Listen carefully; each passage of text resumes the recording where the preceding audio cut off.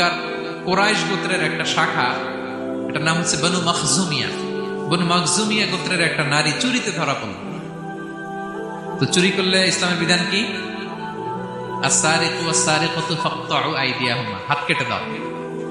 এখন সাহাবারা বলতে লাগলো, হায় রে, এই নতুন মাত্র কুরাইশরা কালিমা পড়ে মুসলমান হইল, রাসূল সাল্লাল্লাহু আলাইহি ওয়াসাল্লাম যদি এখনই এই মহিলার হাত কেটে দেয় তাহলে এখানে তো একটা ঝামেলা হবে।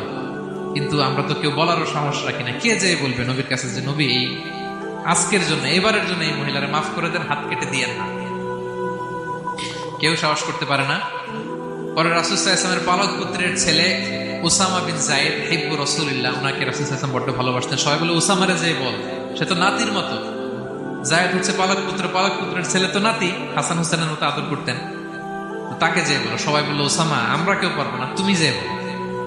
তো ওসামা ছোট মানুষ যে বলতেছে, ইয়া রাসূলুল্লাহ, সবাই বলতেছে এবারের জন্য একটু মাফ করে দেয়া যায় না, এই মহিলাটারে একটু মাফ করে দেয়া যায় না?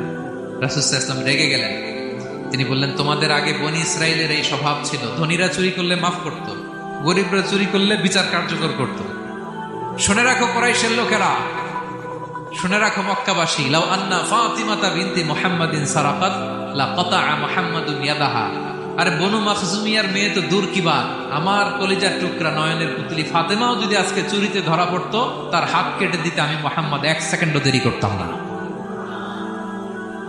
আমার মেয়ে ফাতেমা যদি চুরিতে দোষী সাব্যস্ত হতো, তার হাত কাটতে আমি সময় নিতাম না।